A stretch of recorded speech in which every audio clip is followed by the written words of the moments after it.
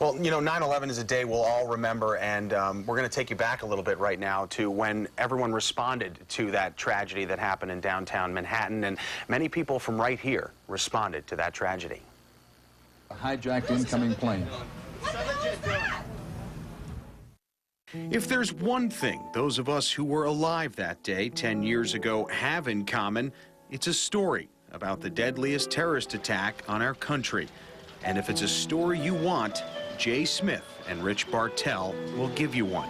I remember right off the bat were the exhausted workers. It was a facial expression that you couldn't explain, that they wanted to help, but they were to the point that I don't think they could physically or mentally be there. Both men were first responders for rural Metro, but at the time, it didn't matter where they were from, just that they were there to help, and there in a hurry. All told, we sent about 22 resources, 22 ambulances, and about 85 personnel to the scene. And they were there 13 hours after the planes hit the towers. For Buffalo Battalion Chief Peter Kurtze, the act of helping was outweighed by frustration. We didn't have a real plan of what we were going to do. We had a contact that we were to call when we got there, but that was about it.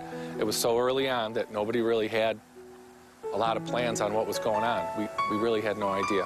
What Kurtze did know is that many people were dying, and many of them firefighters.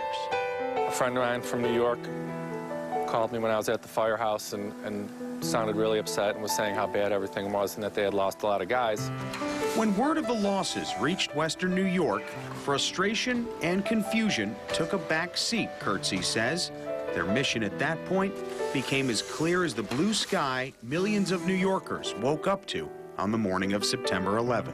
We pulled up to the firehouse to get our things and then head out to the train station, and as true firemen are, it went through the grapevine and a lot of people knew we were leaving, so we had about 15 people that were now going to New York City with us. Like most agencies, there's a language only those in them can understand. And on that day, a self-dispatch was put into effect, meaning, as Peter says, we went to New York City on our own to do something. And once there were many things to do, primarily sift through the rubble. But when the rare moment to take a break presented itself, so did the opportunity to add some color to one of our nation's darkest moments. All the way back to where we were staying, you would be swarmed by people with heroes. You get off a bus, and the people in the streets would start cheering. It was an unbelievable scene for New York City, which most people would have considered maybe a cold, busy, unfriendly place.